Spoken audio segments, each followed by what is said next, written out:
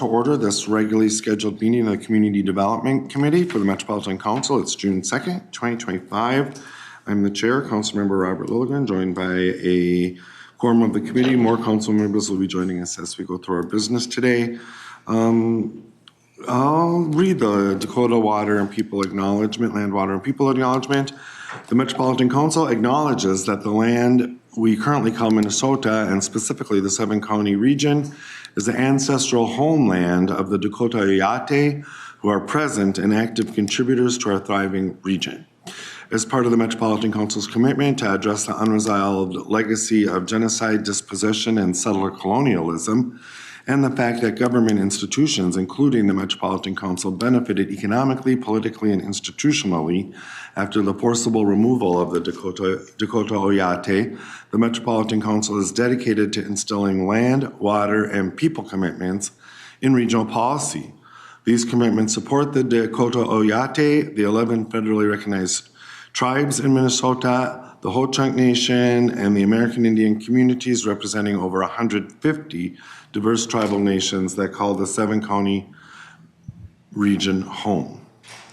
So we are called to order. We have an agenda in front of us, and council members, committee members, if there's no changes or additions or corrections, I'll consider it approved.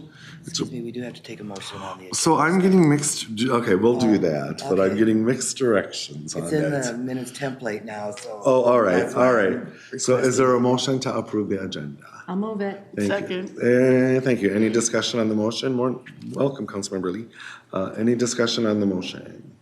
Hearing none, all in approval, please say aye. Aye. Aye. Opposed? That carries. We have an approved agenda. Next, we have the approval of the Community Development Committee minutes from May 19th, 2025. Is there a motion to approve? Move approval. Thank you, Councilmember Wolf. Is there a second? Second. Great. Second by Councilmember Carter. Any discussion, additions, corrections? Hearing none, all in approval, please say aye. Aye. Opposed? That carries. We have one consent business item setting the public hearing date for the Public Housing Agency Plan for 2026. Is there a motion to approve the consent agenda? So moved. Thank you, Councilmember Lindstrom. Is there a second? Second. Thank you, Councilmember Wolf. Discussion on that? Hearing none, all in approval, please say aye. Aye. Aye. Opposed? That carries.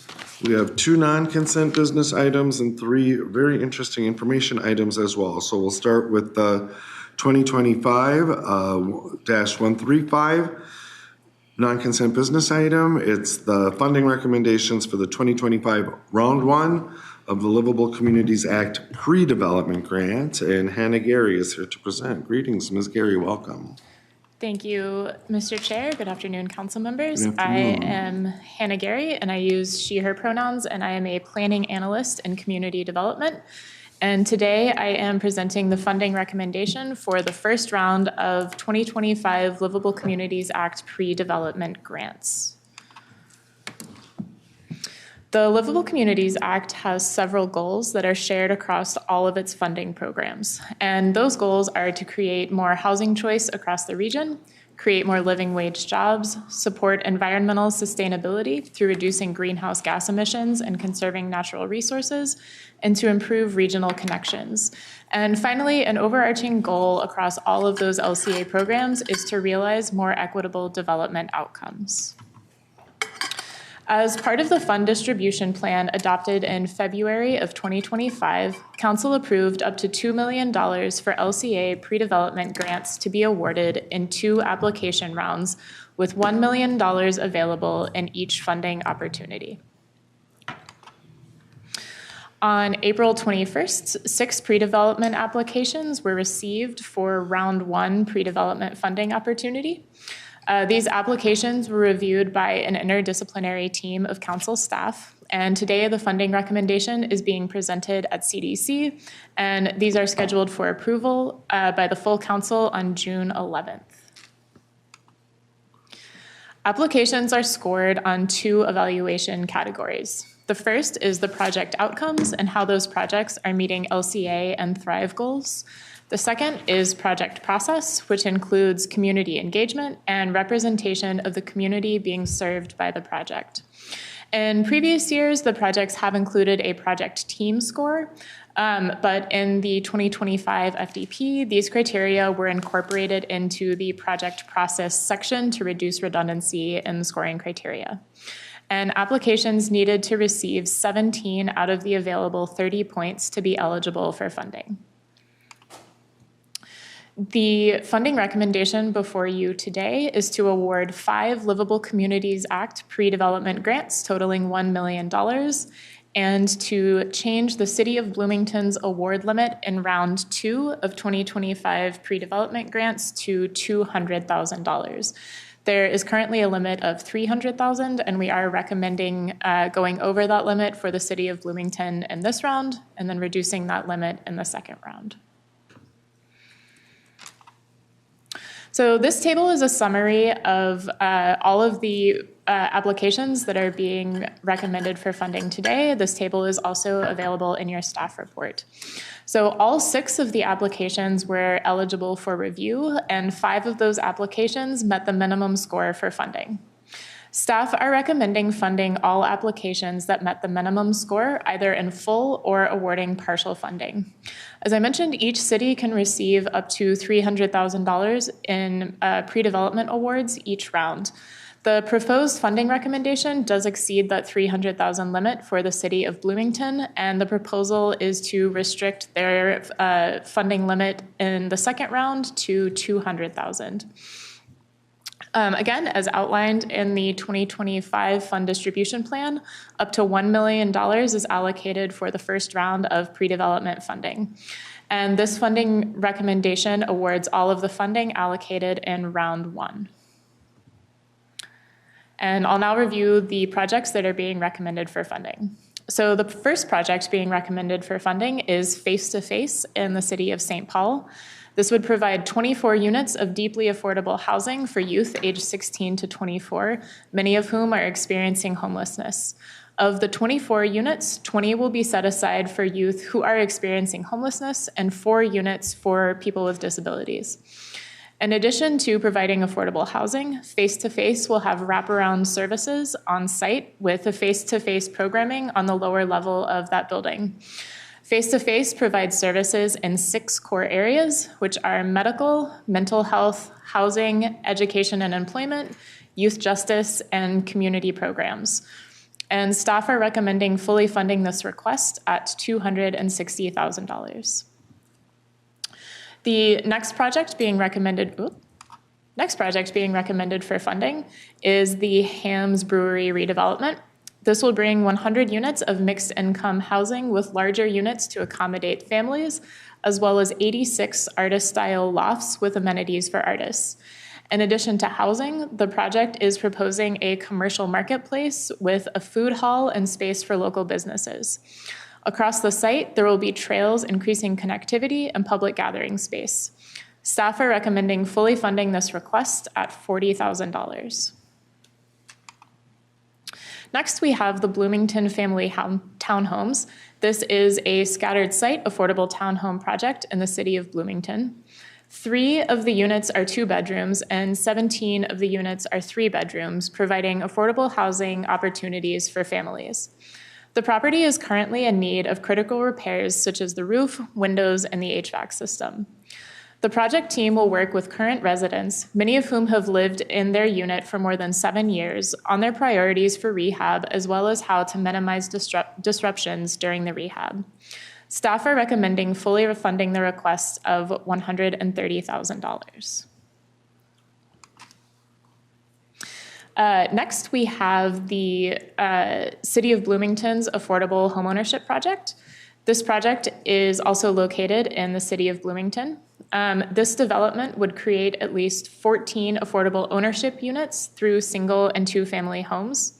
The site is currently owned by a faith community who is interested in selling the property to support affordable housing. All the units would be affordable to families making 80% or below of area median income.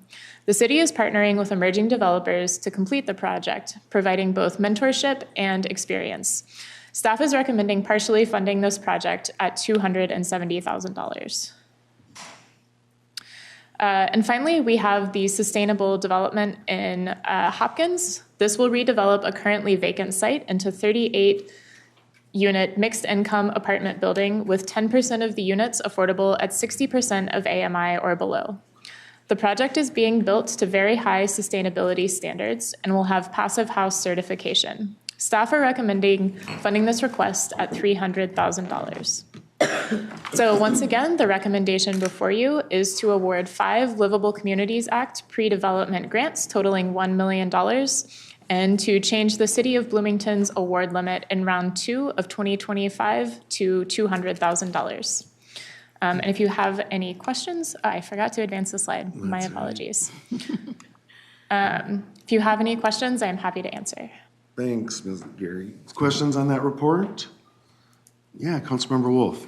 Thank you, Mr. Chair. So on the affordable home ownership in the city of Bloomington, they're asking for $115,000 for various planning, and then $155,000 for developer mentoring and the documentation of the mentoring done by consultants. It seems odd that the mentoring would cost far more than the actual work. I'm trying to understand that. Ms. Gary. Yeah, Chair, Councilmember Wolf, that is a question that I can get more detail from the project team if you'd like more specifics on the total costs of the pre-development. Typically, the LCA grants are a small portion of the pre-development costs that go into a project, but I can get more information from the project team on the total pre-development costs. Mr. Chair? Yeah. Was there any discussion when this was being evaluated as to whether that was an appropriate amount? So it includes a stipend for the emerging developers who are part of the project, and then consulting costs of $110,000 for a handful of emerging developers. I just did not raise red flags for the staff. Councilmember Wolf. Thank you, Mr. Chair. It just seems to me like there's better things that we could do with the money to do actual projects. You know, when the project costs the whatever output work that's going to happen costs less than the mentoring, it just seems like maybe we're looking at the wrong priorities for these grants, because I mean that's a lot of money that could go to an actual project rather than consultants, and it just concerns me that maybe the priorities are wrong there. Thank you. And it would be good, Ms. Gary, to know more about this mentoring. I mean, it's building capacity, right, within new developers. And so it would be interesting to hear more. Further discussion, Councilmember Carter.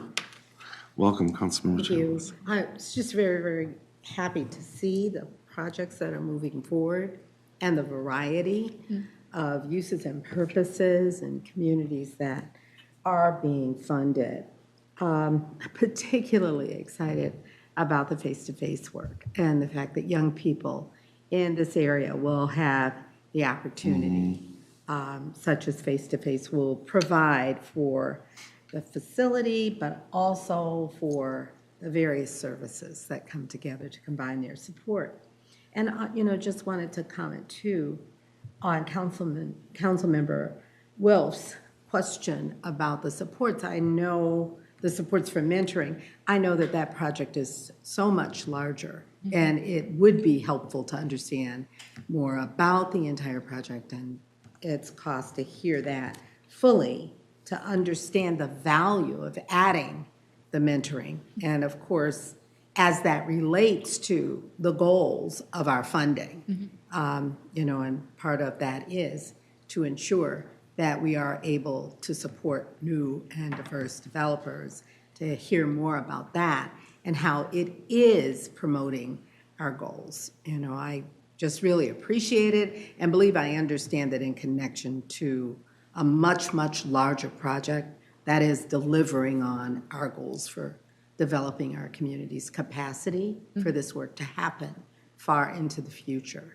So, I understand it's not just that we are funding, but for our funding, that piece might not happen. So anyway, thank you. I just wanted to appreciate all of the work that is coming through and the variety here. Thank you, Councilmember. Further discussion, Councilmember Chambliss. Thank you. Yes, with regard to our pre-development outcomes, I know that readiness to develop is important for the success of projects, and capacity building is part of that. If we are going to support community-based development, I think our livable community grants and our pre-development opportunities is a good place for that to happen. And I'm really glad to see that we are thinking about what the gaps are for successful pre-development so that we can have more development that meets the needs of various communities, and each community is different. I'm really happy to see that we are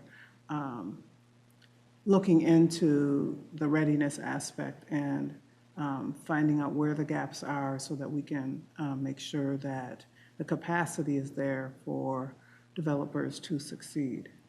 Great, thank you. Further discussion on the report? Further discussion? Hearing none? Oh, I'm sorry. Oh, no. Yeah. Well, I'm just ready for a motion. Great, that's what I did. So Ms. Gary has recommended the action that we award the 5 livable communities and we change the City of Bloomington's award.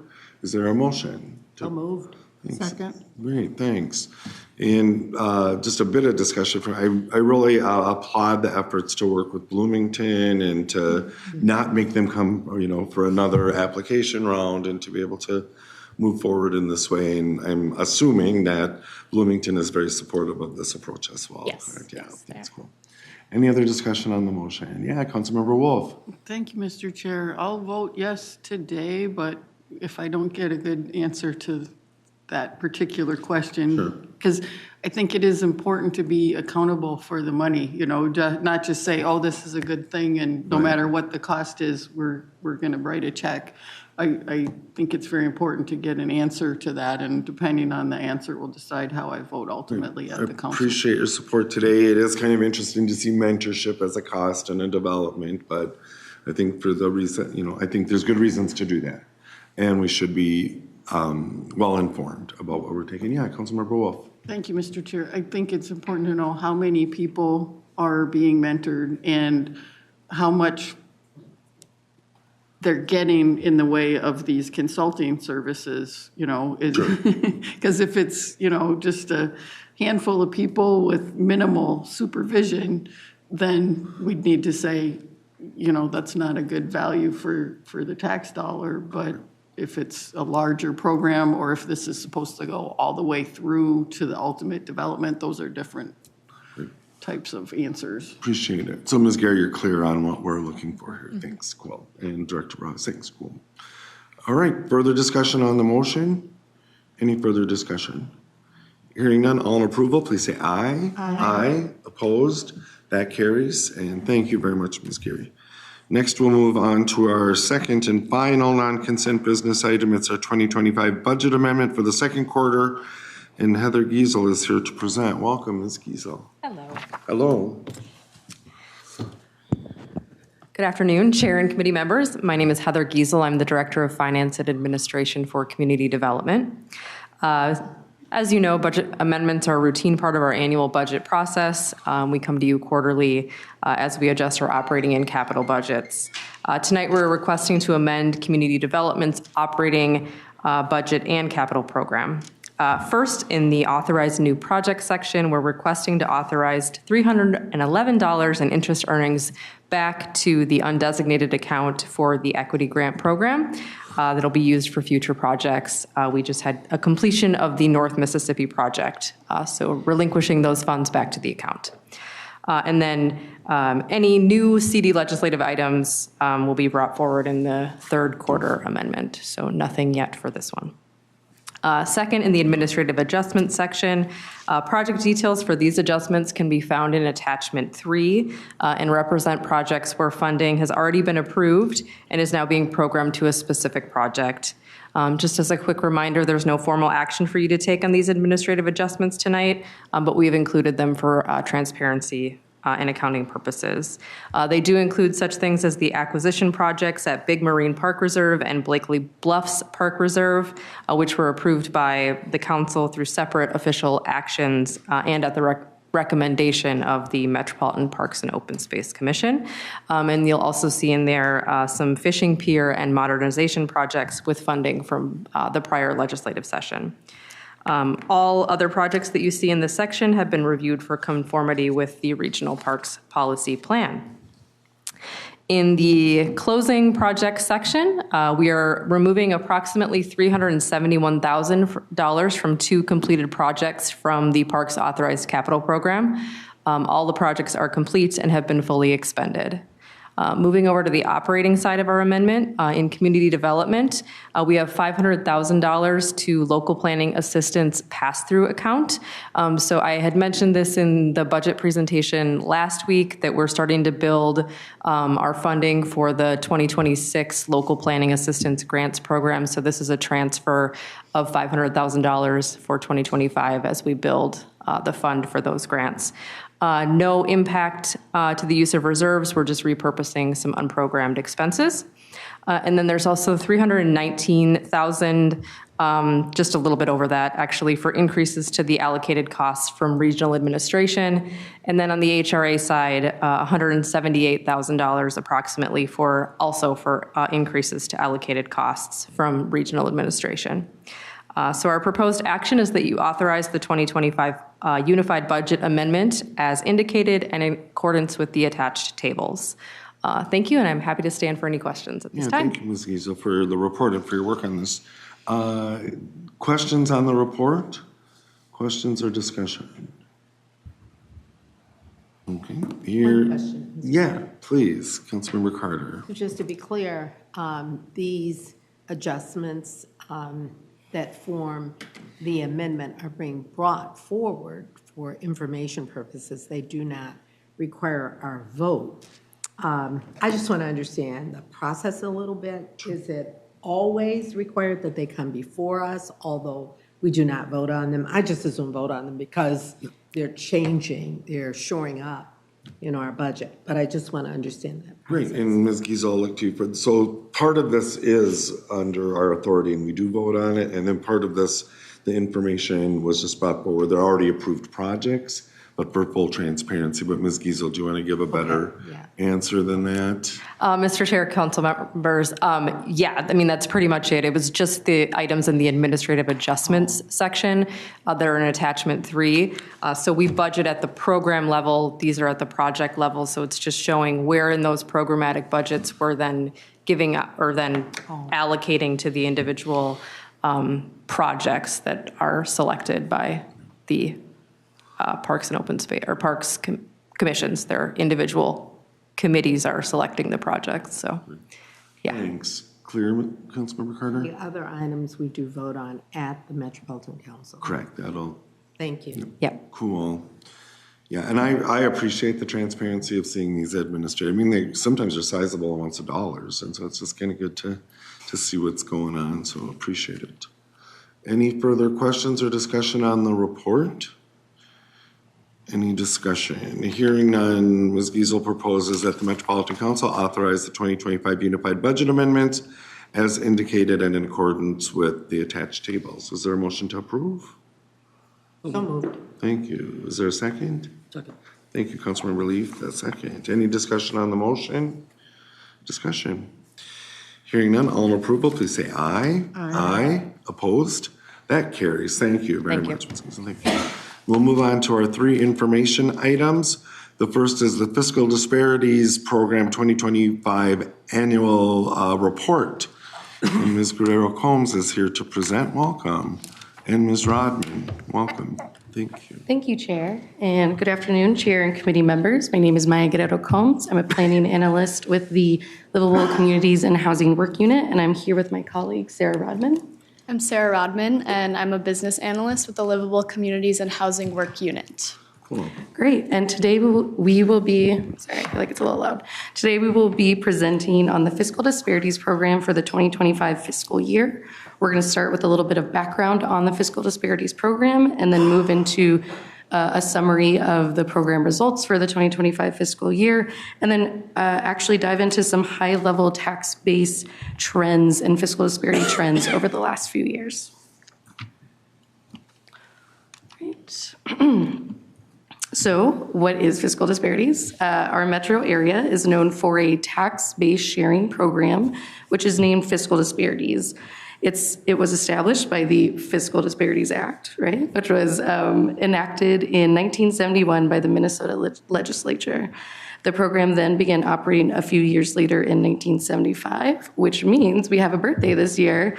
Fiscal Disparities has been operating for 50 years, which is really great, yeah.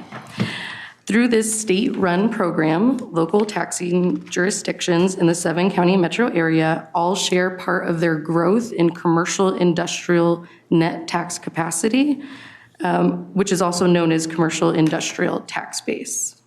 This program is built into our property tax system and is largely administered by county and state property tax administrators. This is a really unique program, and the Fiscal Disparities Program continues to attract national and international interest as an innovative tool to improve fiscal equity by narrowing the gap between areas with the lowest and highest tax base. And we'll get into how it does that. So what are the benefits of the program? I said it's really innovative. This program meets a lot of Met Council goals and has many benefits to the region, including improving equity and fiscal resources by reducing large differences in tax-based wealth among cities and townships. The program also supports cost-effective regional wastewater treatment and transportation services by reducing competition for commercial and industrial tax base. And it also encourages land use that don't always have revenue, right? So that protect the environment, increase livability, but raise little to no revenue. And those are things like regional parks, open space, and affordable housing. And how does that work? So I'll cover the basics of the program. If you want to know more, there's a book all about it if you really want to get into all the details. But generally, through the program, local taxing jurisdictions contribute 40% of their growth in commercial industrial tax base to a shared pool for the metro region. Commercial industrial tax base includes commercial, industrial, and public utilities. And then that 40% of growth is based on a change since 1971. So only 40% of the growth since 1971, or since the program was enacted, is contributed to that shared pool. That shared pool of tax base is then redistributed to all eligible cities and townships. The redistribution is done using a formula that is outlined in the state statute. This formula is based on population and relative property tax wealth. Relative property tax wealth means the market value of all property per person in a taxing jurisdiction, or net market value tax capacity per person, and comparing that to the average net market value tax capacity per person for the metro area. So looking at it, what a city or township has for net tax capacity per person relative to the metro area. And really how that all shakes out is that a city or township with relatively low net tax capacity receives a somewhat larger share of that shared pool of area-wide tax base, and a city or township with a relatively higher property tax wealth receives a somewhat smaller share of that shared pool of area-wide tax base. So I mentioned eligible communities.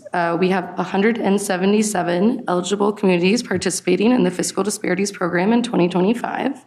There are 6 areas that are excluded by state statute, and that's New Prague, Northfield, Hanover, Rockford, MSP Airport, and St. Paul Airport. Besides these statutory exclusions, a city or township can be found ineligible to participate by the state, and that's really where Met Council's role comes in. The Met Council and the Minnesota Department of Revenue partner to have a statutory role in determining eligibility to participate in the program.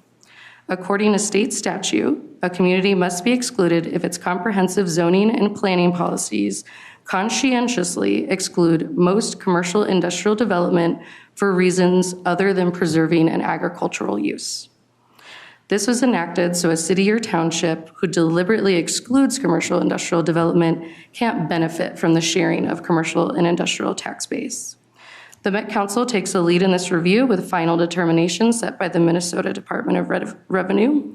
And under this exclusion, Sunfish Lake, Birchwood Village, St. Mary's Point, and Woodland have been found ineligible to participate in this program. This is not new. These cities have been continued to be found ineligible for the past 20 years or more, and there have been no changes for 2025. So with that background, I'm going to share the numbers for the 2025 fiscal year. The shared pool of tax base for 2025, redistributed throughout the metro area with the fiscal disparities program, ended up being a little over 9% of the total tax base for taxes payable in 2025. As Maya explained, this is a portion of the commercial industrial tax base of the region. The portion that was shared was about 35% of the total commercial industrial tax base in the metro area for taxes payable in 2025.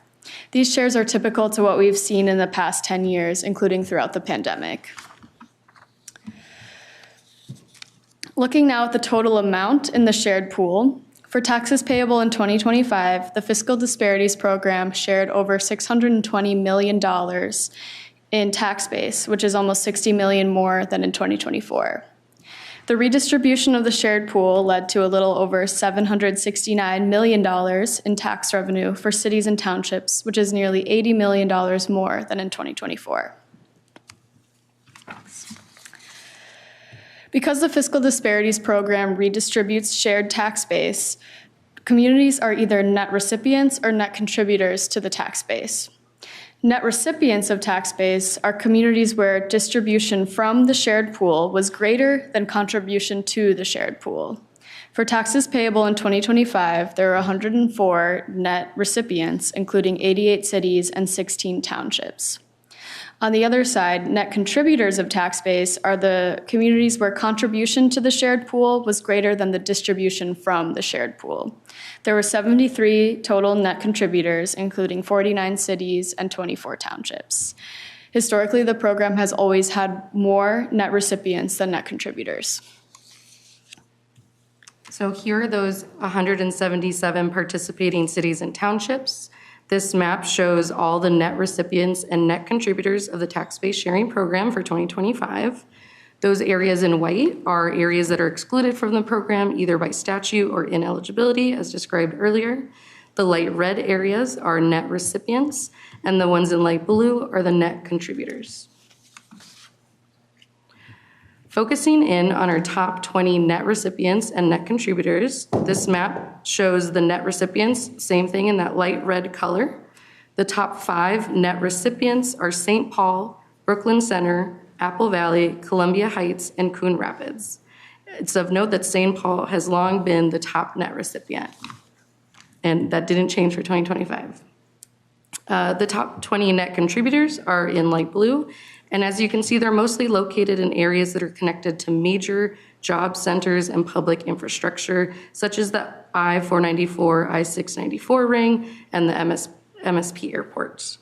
And the top 5 net contributors are Bloomington, Plymouth, Edina, Eden Prairie, and Eagan, and they make up almost 20% of all commercial tax base in the region. And the top 20 make up about 60% of all commercial industrial tax base in the region, so those blue areas. The top 20 net recipients and net contributors have stayed fairly static over the last few years, but notably this year, Minneapolis, which has generally been near the top 5 of net contributors, dropped down to the lower end of the top 20 net contributors. And we see a lot of suburban cities in that top 5. So this tax-based sharing works to reduce big disparities in property tax wealth and improve equity in fiscal resources for cities and townships. An easy way to measure that is looking at the difference in property tax wealth between cities. The difference in property tax wealth is measured by the ratio of the highest and lowest commercial industrial tax base per person for communities with a population of 10,000 or more. So basically, without fiscal disparities, the difference between the lowest city and township and the highest is 16-1. With fiscal disparities, that disparity gets narrowed down to 6-1. And this has been true for the last few years, this ratio. In previous presentations on the fiscal disparities program, we've gotten questions on how the pandemic has affected commercial tax base given the changes in office space usage. We decided to take a look at high-level trends over time to examine changes in the commercial tax base over the last several years. So you can see in this chart, the overall commercial industrial tax base upon which fiscal disparities are based, and shown by the solid black line, grew quickly since 2020, despite leveling off this year in the region as a whole. Commercial tax base specifically, shown by the black dotted line, has increased since 2020, though growth has slowed down on average since 2020. We're going to focus on the slowdown in growth in commercial tax base to see if there is a trend on how the tax base has changed by type of city. Before showing a breakdown by community designation, I wanted to show a map of how cities are categorized. You can see Minneapolis, St. Paul, and a few inner-ring suburbs classified as urban center, and lighter orange shades as we move to urban, suburban, and edge cities, with green cities classified as rural. The slower growth rate in commercial tax base we saw in the previous chart is driven nearly totally by a decline in the tax base in urban center cities, shown by the solid purple line. This decline in the urban center is a reversal on the steep upward growth in the urban center commercial tax base before 2021. The other community designations shown below urban center on this chart have grown since 2020. In contrast to the urban center cities, suburban and suburban edge cities' tax bases have actually been growing faster than they were pre-pandemic. This reflects what we saw earlier when looking at the top contributors to fiscal disparities, with more suburban cities higher on the top 20 contributors and Minneapolis lower in the rankings.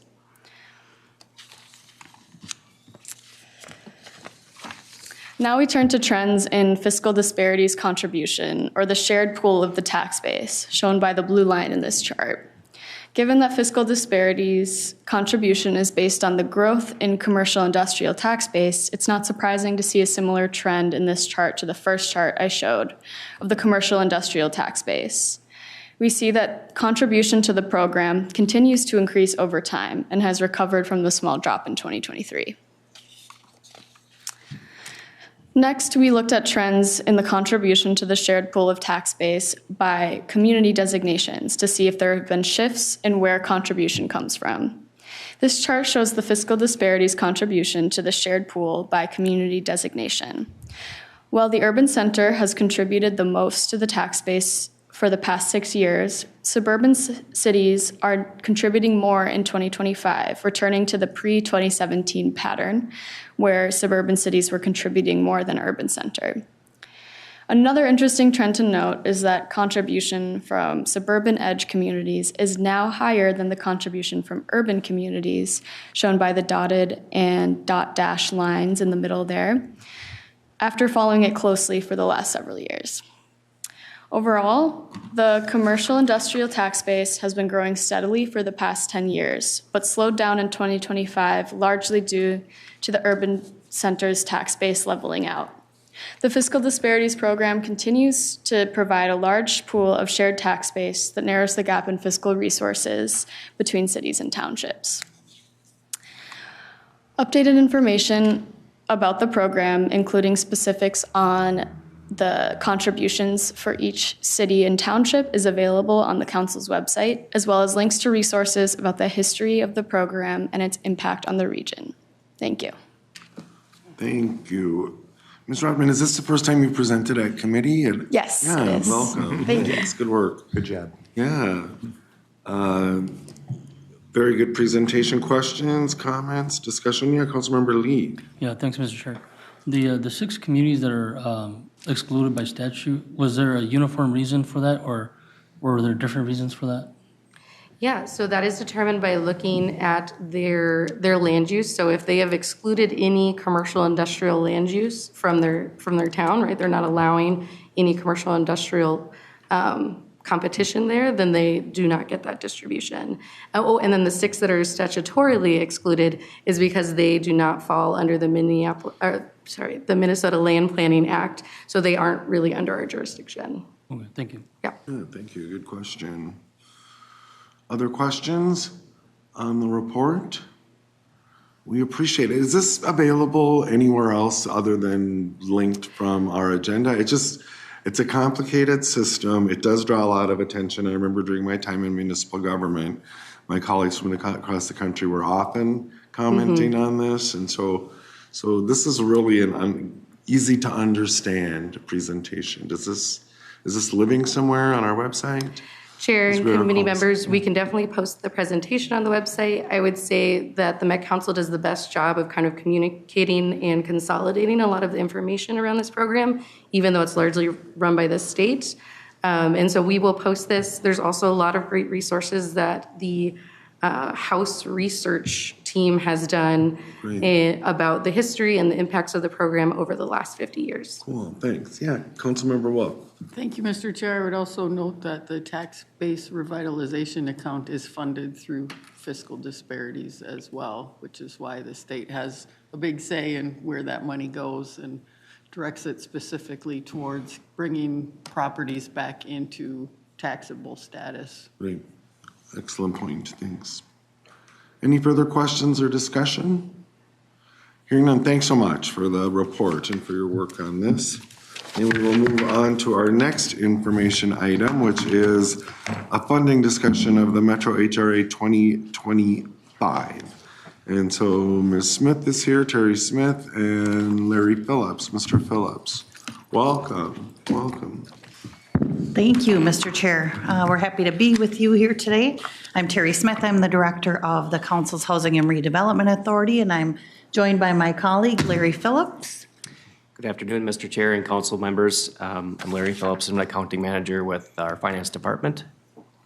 So we're thankful for their support on this tough conversation and this tough topic. So I'll take the first couple slides and then I'll flip it to Larry, but just to sort of ground us, and what we're talking about here is the Metro HRA's programs, and this is a map that you've seen many times about our service area. So we serve almost 100 communities, all of Anoka and Carver counties, and then suburban Hennepin and Ramsey counties. We have just over 7,300 housing vouchers that we administer through 9 different programs, and in 2024 distributed about $90 million to 1,400 private landlords in the region. We're here to talk about the funding for the program. 97% of our funding is federal, and it comes through congressional appropriations and then through the U.S. Department of Housing and Urban Development. We received our official funding notice award just on May 14th. So yes, we're 5 months into the year, and we just received official notice of how much money we're going to receive. But as you may know, Congress passed a continuing resolution on March 14th, so a few months ago, to fund the programs through 2025 at 2024 levels. So what that means for us is we received flat funding from 2024 with a 4% inflationary factor on that funding. The same day we received our funding notice, which was on May 14th, we also received an email from HUD stating that they're projecting we're going to be in a budget shortfall, meaning we're not going to have enough money this year to serve all voucher holders on our program. We anticipated that was coming once the continuing resolution was passed. We had an idea of how much money we were going to get, and so we've been taking some cost-saving measures since then to sort of mitigate our costs. You've seen this slide each year when I've presented on the payment standards for the program, but essentially HUD says, here's your budget. So our budget for this year is about $94 million. We have 7,300 vouchers, and HUD says, take your money and go out and serve as many families as you can with that money. So of course, higher average rents means our money doesn't go as far, and we can't serve as many families as possible, or as with the funding that's allotted. Lower average rents, of course, mean we can serve more families. This is a chart that shows our average housing assistance payments. So this is the average per family cost in subsidy since January of 2020. So you can see the blue line are the actuals. So this is our average per family cost going back to January of 2020. The yellow line is the trend line, so you can see how that has fluctuated over the years. But I think the staggering part of this is the dramatic increase in rents. What I didn't mention on the previous slide is, actually, I'll talk about it on the next slide. But you'll notice the dramatic increase, and you can see the trend in January of 2025 with a substantial increase in average rent. So that's showing us that rents continue to go up beyond what the federal program, the federal government is funding. Councilmember Wolf looks like she has a question. Oh, I'm so sorry, Councilmember Wolf. Thank you, Mr. Chair. So is that increase that all the rents are kind of going up that much, or that our payment standards covered more for existing people and that drove the increase? Mr. Chair and Councilmember Wolf, it's both. So rents, all of our research and all of our data that we receive regularly shows that rents continue to rise, particularly in Class C apartments, which is where most of the voucher holders live. But our payment standards certainly increase costs. And so I think it's both and. And I anticipated that question would come up because I think still as policymakers, you all have a decision to set where we put our payment standards, and we'll be having that conversation again in August, September. But also equally important that we set those standards at a rate where voucher holders can be successful in placing their voucher. Cool, thank you. So this is a slide that sort of illustrates this. So as I indicated earlier, we received about a 4% increase in our funding from 2024 to 2025, but we've experienced a 15% increase in rent payments. So our average rent has gone up by 15%. So rents continue to rise, our average payments continue to rise, and we're going to experience a budget shortfall, not allowing us to serve all households unless we take some other action. And federal funding is just not keeping pace. So I'll show another slide on that.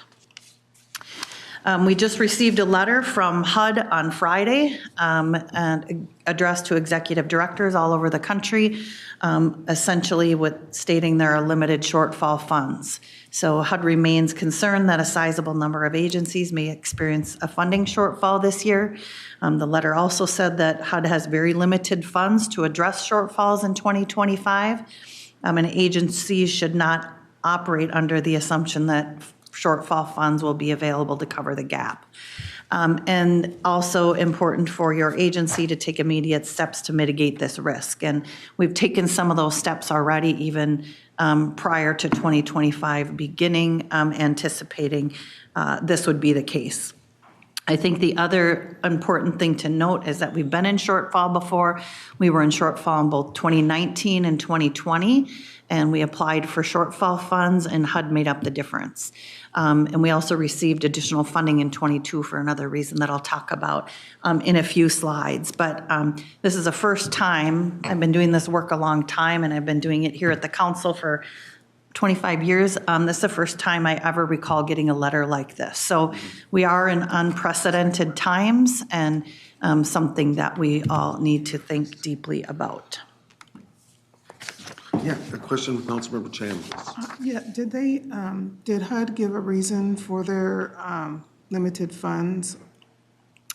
So, Mr. Chair and Councilmember Chambliss, so Congress appropriates the funds, so it depends how Congress votes on awarding funding for these programs. So we're part of the HUD and transportation bill at the federal government level, so Congress decides how much money we get, and Congress, well, first of all, they couldn't reach a budget decision, which is why a continuing resolution was passed to fund this calendar year of funding. They're now in negotiations of a budget for 2026, so the federal fiscal year, which starts October 1st. And we don't really have any idea of where that's going. We did see the president's budget for 2026, which showed a 43% cut to rent assistance programs. Now, I don't think that's going to happen. Congress has to approve that, and there will be lots of negotiations, but I think it sends a very strong message that some of these programs that serve some of our country's most vulnerable people are in jeopardy. Thank you. Thank you. Ms. Smith. So in terms of actions that we've taken to reduce our program size, so anticipating we weren't going to get an increase in funding, we stopped all waiting list selections and stopped issuing new vouchers. So we have so many vouchers turnover every month, and we fill those in a variety of ways. And one of the biggest ways is we select people from the waiting list and issue those vouchers to new families. We also put a free, and we stopped doing that. So we haven't done a selection in 2025 at all. And in a normal year, we would have done at least one, if not two, waiting list selections so far this year to make sure we have a pool of voucher holders to fill those turned over vouchers.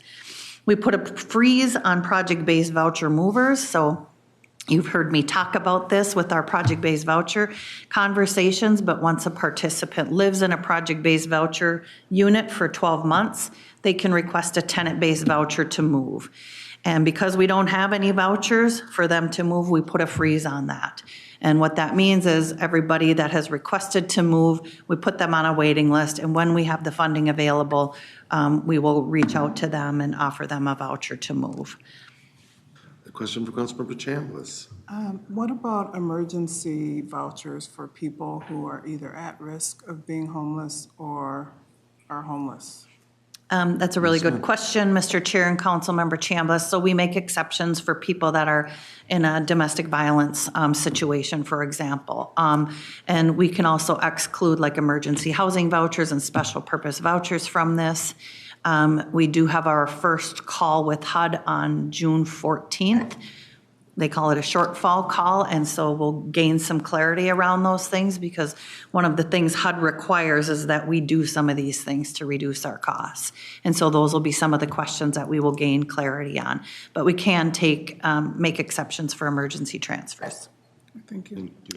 And then the other action that we've already taken is that we stopped absorbing vouchers. So that means when people move to Metro HRA service area from other parts of the state or other parts of the country, when they arrive, we can absorb them into our own program, which takes one of our own vouchers, or we can bill them, and then the other housing authority continues to own that voucher.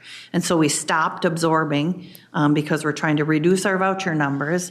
We don't like to do that because that creates more billing back and forth, and that can be administratively burdensome, but we didn't really have a choice, so we stopped absorbing those vouchers.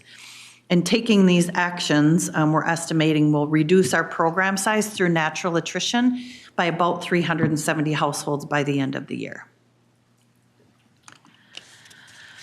So this is a slide that shows our historical program attrition. So these are voucher holders that go off the program for a variety of reasons. And this is a 10-year history of our attrition. You can see way back in 2015, our attrition was 836 vouchers turned over in a year, and these are yearly figures. And in 2024, we had our second lowest attrition number compared to 2021 during COVID.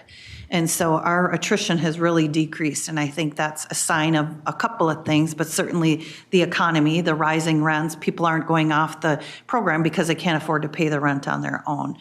Wages not keeping up with the cost of housing, other housing authorities not absorbing because housing authorities all over the country are in shortfall and can't lease to their baseline. And so we're just operating in different times. So our pool of vouchers that we have to work with are less.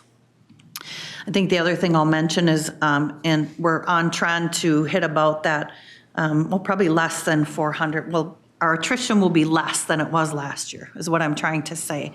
And that 375 that I mentioned here is part of that because we didn't stop refilling slots until April. So for January, February, and March, not knowing what our budget was going to be, it's regular course of business for housing authorities to continue to lease those turnover vouchers. So that's why this number is a little bit lower.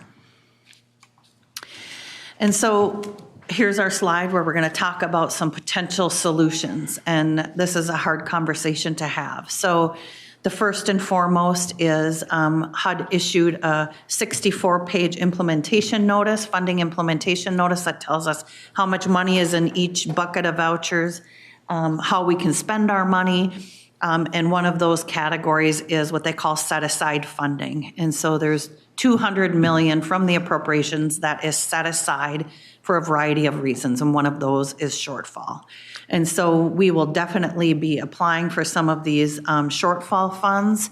In order to do so, HUD requires us to take those cost mitigating steps, like pulling vouchers off the street, not issuing new vouchers, et cetera. There's a questionnaire they're asking us about other cost-saving measures, like would we look at reducing payment standards, will be a question they're going to ask us in our meeting on June 14th. And our response to that will be we need our payment standards to be competitive so that vouchers that have vouchers can be successful in using them. And if we did reduce payment standards, the way the HUD rules are written is we can't implement it until the second year. So that wouldn't help us in this year anyway, because we're not just going to increase people's rent. So we don't implement decreases in payment standards for 2 years. So it's complicated, but it's not an easy solution. So we will apply for shortfall funds, but based on the letter we got from HUD, we don't know if we'll be successful in getting them. We know there's housing authorities all over the country that are in shortfall. Another part of the implementation notice that we got was HUD is intending to pull back funds from agencies all across the country that have not spent all their money. So they'll be pulling funds back to increase the pool of available funds. So we will maximize our options to apply for those funds, and we'll probably apply under 2 different categories. The second part is we have the ability to use certain types of Metro HRA reserves, which is what my friend Larry here is going to talk about, but we can use reserves, and we're projecting today that our shortfall is about $5 million, even after the reduction of the 375 households through attrition. And there's restrictions on uses of local funds. So we cannot use local funds to fill the gap. It has to be essentially Section 8 funds, which Larry will talk about. And then the third most devastating option, so say we don't get any set-aside funds that we apply for, and as policymakers, you all decide that maybe this is not a good use of reserves, we would need to terminate 900 families effective September 1st from the program in order to balance our budget. And that September 1st date comes from, we would be required to give them a 60-day notice. And so, and because we're so late in the year, that number is so high. So had we looked at this several months ago, then, you know, the number would have been lower. But each month that goes on, that number goes higher.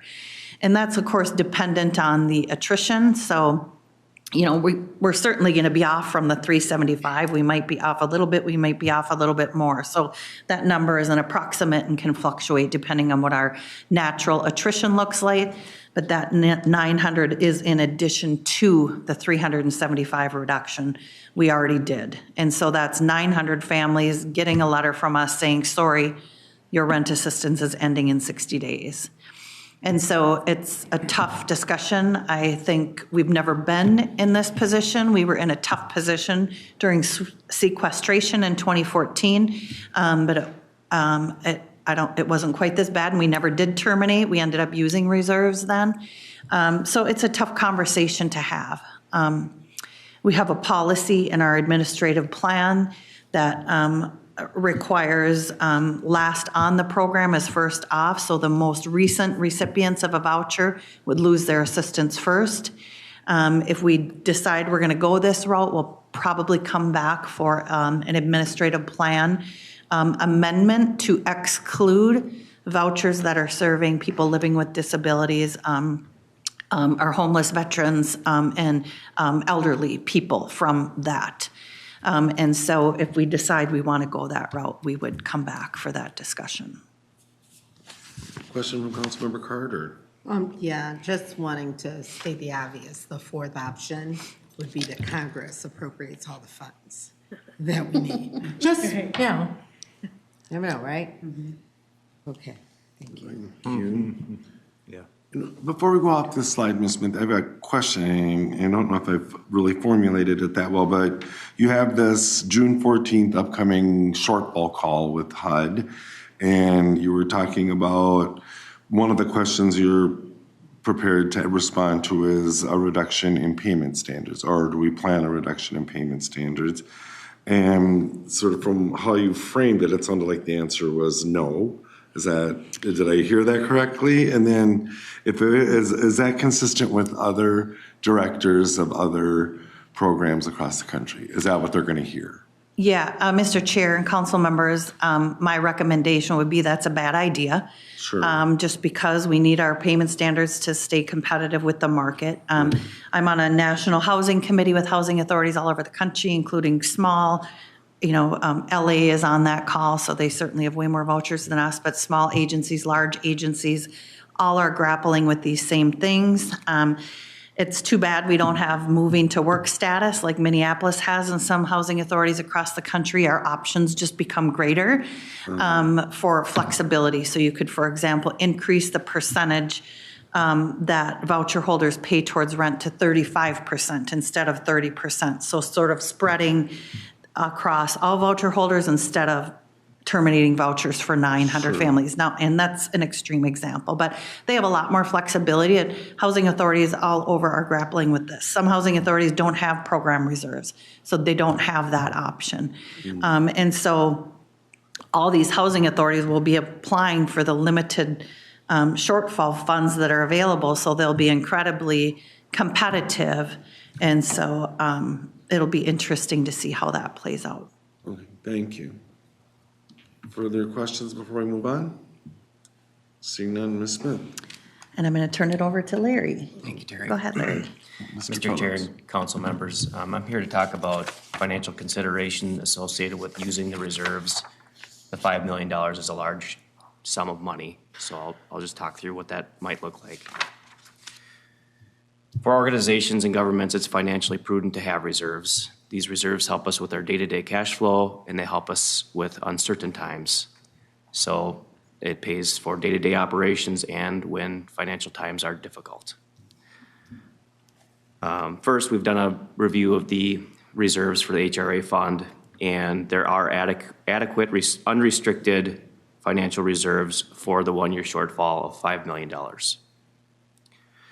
The Metropolitan Council does have a target fund balance policy that sets the HRA reserve target balance at 8.3% of operating expenses. Currently, the reserve balances are above that threshold, so even with the use of $5 million of reserves, you would stay within policy parameters. Should the reserves be used by the council would need to formally approve that by way of the budget amendment process. That would be something to consider. A few slides back, Terry discussed the federal shortfall funds. Ideally, those funds would materialize, but the use of reserves would really maximize the financial flexibility in the short term, because if reserves were used, it would not impact the eligibility for the shortfall funds.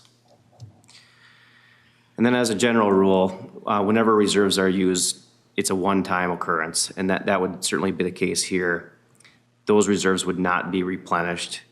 So if this option is exercised in 2025, it might not be a viable option in future years. And then finally, if the reserves are used, our HUD-based funding for subsequent years would increase. If the reserves are not used, the subsequent year funding would remain flat. And the next slide will show two scenarios to kind of talk through what that really means. So our HUD-based funding rolls over from one year to another. It will increase or decrease based on expenses. So in 2024, we had expenditures, and that partially drives what we receive in 2025 for revenue and so on. Now I want to emphasize, and Terry mentioned this too, that when we talked about spending for the HUD programs, it has to come from HUD revenue. It can't be local revenue. So that's very important here. The council has many types of funding sources and reserves, and the reserves that we're talking about here have to be specific to reserves that originated from HUD revenue. In the two scenarios we're showing on the screen, scenario one is where the reserves could potentially be used, and the scenario two shows no use of reserves. So under scenario one, in 2025, our amount is 94 million of our subsidy projection. Should the reserves be used, that adds 5 million to get to 99 million in 2026. So that would be the base. Under scenario two, you start at 94 million, add 0, so your base would be still flat at 94 million for the subsequent year. And again, HUD rules are specific to, it has to be HUD-funded revenue, so things like property taxes would not apply in the calculation. And that's really why that is not shown as a really viable option here. We're trying to just provide options that are within the parameters of HUD rules. So from there, I can either pause for questions or turn it back to Terry. Questions for Mr. Phillips? And that's clear to folks? Cool. Ms. Smith. So I'm just showing a repeat of this same slide now, and here's where we'd like to get your thoughts and your input. And, well, either way, we'll have to come back for action in terms of a budget amendment or an administrative plan amendment, or in thinking through these options. I think I should mention, in 2019, we received 1.6 million in shortfall funds. In 2020, we received 4.8 million in CARES Act funding. And then in 2022, we received an additional $2 million because our average subsidy costs have gone up so much. We were able to document that to HUD, and they awarded us with an additional $2 million. So when I said we can apply under two categories of shortfall funds, we'll apply under shortfall, but we'll also apply under mitigating circumstances, which is increased subsidy costs. Thank you. Discussion. So the first box, they apply for HUD shortfall funds, that's a given, right? That's not something we need to, you don't need direction from us on that, right? Assuming you agree. Okay, I think, good, yeah, thank you. Cool. So discussion on these potential options. Councilmembers Wolf, Carter, then Lee. Councilmember Wolf. Thank you, Mr. Chair. Mr. Chair, it seems pretty obvious to me to use the reserves. There's no point in having them if we don't use them when there's a shortfall, if there's sufficient amounts there to cover it. Great, very helpful. Further discussion, Councilmember Carter. I was only going to say, should it actually happen that Congress not award the funds that we need, which is always to me the first thing that we need to continue to press for, then it is obvious that we would not want to terminate 900 households, so we would use the Metro HRA. And of course, the motivation for that is that it would increase our base for the following year. It seems as though that might be the only way we get more money from them ever. So we do need to make sure to go in that direction. It would be egregious to find that suddenly on September 1st, 900 families have nowhere to go. Thank you, Councilmember Carter. Councilmember Lee, then Councilmember Chambliss. Yeah, thanks, Mr. Chair. The one-time occurrence rule for drawing on reserves, is that our policy or is that in statute? And does that apply to all other departments? So if Metro Transit had to draw on reserves, does the same rule apply to them? Mr. Phillips. Yep. Mr. Chair and council members, the policy is a Metropolitan Council policy. It's not set by statute. Okay. And I didn't understand the second part of the question. Like, does it apply to other departments? Like if Mr. Chair and council members, each division within Metropolitan Council has a policy percentage. It might be a little bit different percentage for Metro Transit, for MTS. Metro Mobility has an individual target. So the targets are individualized by the functional unit. Okay, thank you. Thank you. Further discussion, Councilmember Chambliss, then Councilmember Lindstrom. Councilmember Chambliss. Yeah, I'm just curious on the federal HUD restrictions on the use of local funds and why that restriction is there. What's the background information on, the logic for not using local funds? Ms. Smith. Mr. Chair and Councilmember Chambliss, I think their thinking behind that is if housing authorities are using local funds, property tax revenue, for example, to serve up to their baseline and increase their revenue for the year, the way the funding works is your future year funding is based on current year spending. So then they need to provide all that money back to housing authorities, and they don't feel like the budget authority would be there. So it increases housing authorities' base. So they want to restrict it to HUD funds, or, housing authorities would be increasing their budget exponentially each year to serve more households. Okay. Got it. Thank you. Further discussion, Councilmember Lindstrom. Thanks, Mr. Chair. If reserves are to be used to help with cash flow and for uncertain times, that would describe right this very minute, uncertain times. So I agree wholeheartedly to use this $5 million in reserves. And I understand that that would place us still above what our policy is, 8% plus. How much do we have in reserves right now? Mr. Phillips. Mr. Chair and council members, in the Q4 2024 Management Committee report that was just provided a couple months back to Management Committee, we reported an ending reserve balance of $16.6 million. Now that is still our unaudited number. We're just about wrapping up with our audit, but that number is going to be pretty close. And I might add that not all of that is eligible for this purpose. Thank you. Cool. Further discussion, Councilmember Cameron, then Councilmember Wolf. Councilmember Cameron. Yeah. So just, I might have missed this so the 5 million, where does that put us in terms of number of households, in terms of bringing down that 900? So that's, first that. And then second,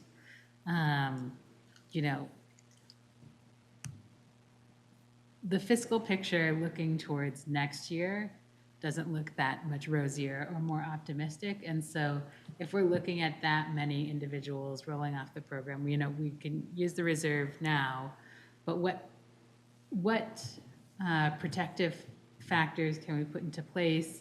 How do we, if we give ourselves a longer runway, how do we help? And this may not be a question that you have to address directly now, but as we're moving forward this year, how do we help mitigate the damage to 900 families next fiscal year?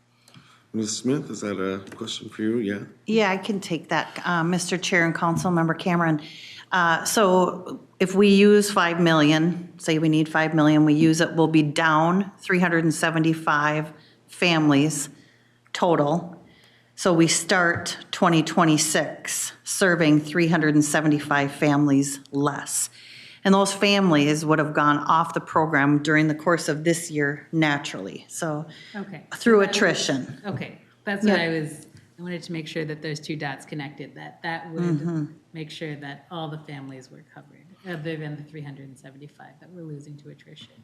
So we wouldn't lose others beyond that with the reserve funds. Mr. Chair, that's correct. And Councilmember Cameron, and then we would decide in 2026 if we think we're going to have the budget authority to refill those slots again, or if we have to leave them empty, depending on what our 2026 budget would look like. And so this is not going to be our last conversation with you, because I anticipate we're going to be having this conversation again. We'll be having a deep conversation with payment standards in August and September. And then, we'll have to see what the budget brings for next year. Thank you. And possibly part of the response to your question, Councilmember Cameron, is about the growth, right? The 5 million then adds to our baseline. And so then if next year is like past years, and then our program could continue to grow. Otherwise, it'll just remain flat. So either way, it will be serving fewer families here in the region, and we have tough decisions to make. So further conversation, Councilmember Wolf, then Councilmember Carter. Councilmember Wolf. Thank you, Mr. Chair. So it's like 17% is what we're at right now for reserves. How if we use 5 million, how much is left in unrestricted reserves would be left if we need to do this again next year? Mr. Phillips. Mr. Chair and council members, we will need to do a deeper analysis on that. And the reason I can't answer the question right now is because we have to look at, there's multiple funds that make up the singular HRA fund. Some of the funds have federal money, some don't. Those reserves have rolled over for decades now, and the HUD rules have changed over time. In 2003, they changed. In 2013, they changed. So we're actually taking a deep dive in that specific question right now. Okay, but we know we have 5. Yes, yes. I asked the same question in advance, and it's complicated, right? It's, yeah. So, further discussion, Councilmember Carter. Just reaffirming that based on the conditions that were set forward to apply for shortfall funds, we cannot issue any vouchers. And so right at this point, while we may prevent through the use of reserves the loss of those 900 families, we cannot open up at all unless there's attrition. How do we handle that? I mean, it just seems unlikely that we're not going to have need. Councilmember Lilligren and Chair Lilligren, Councilmember Carter, you're going to have an information item at your June 16th meeting about the waiting list opening, because we just added 1,000 families to our waiting list, and we won't be able to touch that this year. So as folks go off the program, we just won't be able to fill those slots. So we won't be able to do anything this year with issuing vouchers unless we get exceptions for certain categories of people, like people that are victims of domestic violence, for example. Does that answer the question, or are we asking something else? You know, it answers the question Okay. exactly as I thought it would. Okay. Further discussion, Councilmember Wolf. Councilmember Chambliss, were you requesting the floor? Okay, Councilmember Chambliss, then Councilmember Wolf. Well, I just want to say, you know, this is a very serious state that we are dealing with and trying to figure out how to mitigate. And I appreciate the staff bringing this to our attention right away. And I think it definitely merits, you know, information to the entire council so that they can be up to date as well. Thank you. Councilmember Wolf. Thank you, Mr. Chair. Do we have any idea when the state vouchers are going to become available? That's a good question, Mr. Chair and Councilmember Wolf. When we put in our application, their initial thought was their board, Minnesota Housing Board, would approve it in November.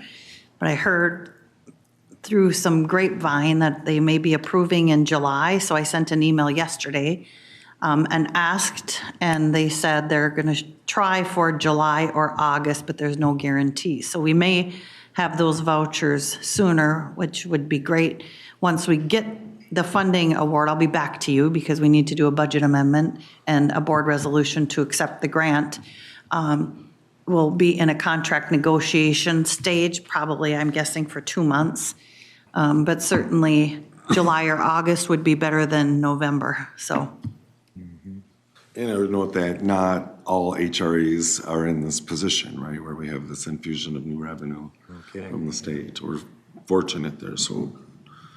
Cool. Are you getting it sensed? I think using the reserves is kind of the consensus here on the committee. It makes good sense. It's painful. I'm sure, my sense is it's the first of a number of painful conversations that we'll be having. I was just thinking, you know, the 12 years I served on the Minneapolis City Council, every year was a budget cutting year, every year of 12, often multiple times. And so the comment that you made, the sooner you make those decisions, the less painful they are. And so I really appreciate your bringing this to us in a timely way, and we'll have more conversations. But does anyone disagree with this approach of using the 5 million in reserves? Okay, thanks. Thank you. Thank you very much. Yep, we'll see you again. And committee members will move on to our final information item. It's the Livable Communities Act Policy Development Program, 2025 Round 1. And we have, is it Borschinger? Bershinger. Ms. Bershinger to present. Thanks for being here. Thank you. Good afternoon, Chair and Council members. My name is Olivia Bershinger. I'm a senior planner with the Housing and Livable Communities Work Unit. So thanks for the opportunity to share an update regarding the round 1 of LCA's Policy Development Grant Program, and then also share about round 2's expanded funding, which supports policy and affordable housing program development. So to give an update first on round 2, the council is currently accepting applications for the second round of LCA policy development grants, with all applications due July 21st. So these applications will be open for a full 2 months. Staff have been conducting outreach efforts consisting of in-person visits, individual emails, and promoting this in newsletters to reach folks to talk about our expanded round 2 offerings, which I'll go through in just a moment. We've also been trying to promote this opportunity with any other outreach meetings or partnerships that we have that are applicable. Additionally, staff have actually been trying to find a targeted approach by using the information that we receive through cities submitting their annual housing policy and production survey to help us identify and connect with cities that are already considering or planning eligible work. So to go through some details, round 2 of policy development grants, as this expanded grant opportunity has up to $800,000, which includes affordable housing program and partnership development as eligible projects. So this is expanded upon just what has previously been policy development. The expanded opportunity offers existing LCA policy development program funding alongside up to $600,000 in grant funding from Met Council's fiscal year 2023 HUD Pathways to Remove Obstacles to Housing, or HUD Pro grant. So this round 2 will use a single application. Cities can apply for a policy, a program, or a partnership development projects that may be funded by LCA and or the HUD Pro funding. So for the LCA Policy Development Fund specifically, the available funding and scoring criteria will remain unchanged from what Council has approved in the FDP. Additionally, this expansion allows all cities and townships that are consistent with comprehensive plan amendments will be eligible to apply. So previously, the program was limited to cities and townships enrolled in LCA. So however, if a non-enrolled city is awarded funds, they do have to enroll to draw down funds. But we're really hoping that this will help encourage cities that may be on the fence or have not been participating to take that leap and apply, and then can enroll when or if a grant is received. Let's see. So during round 1, staff did complete outreach and in-depth conversations with 3 communities considering the funding opportunity. However, Council did not receive any applications for the LCA policy development grants for this first round. So based on conversations that we've had with city partners since then, staff believe there's 2 kind of main reasons for the lack of applications. One would be the timeline between the FDP being approved in February, launch of the 2025 program in early March, and then the deadline in April may have been too fast of a turnaround for some communities to complete the application and have their city council pass a resolution in support of the application. Additionally, cities are already beginning to prepare for the next comprehensive plan cycle locally and may not be considering significant policy changes outside of that process. However, with the targeted and extensive outreach that we're taking during this longer extended round 2 application, we're really expecting to receive applications in round 2. After round 2, any unallocated LCA funds will be still available for other LCA programming, including helping fund projects through LCDA or other grant programs, and any unallocated funds from the HUD Pro Award will be used through future HUD Pro programming. So again, just wanted to provide an update, as generally this is when we would share applicants that came forward for the round 1, and because we did not have those applications, wanted to share that and provide the expanded opportunity for round 2. Can you remind me, usually this is fully subscribed, right? Or it has been a fairly popular It program? has been. So since it's been approved in 2022, we've had 9 recipients, averaging 3 per year. I don't have it right in front of me at this moment, but each round has had applications, yes. Okay, thanks. That's what I thought. Thanks. Yes. And I don't need an exact number, Yeah. but just a sense. Any questions on this report? Yeah, Councilmember Chambliss. I would be interested in knowing which cities over the last few years or so participated in the policy development program. Absolutely. Chair, council members, I would be happy to provide the list. I can submit it to get distributed.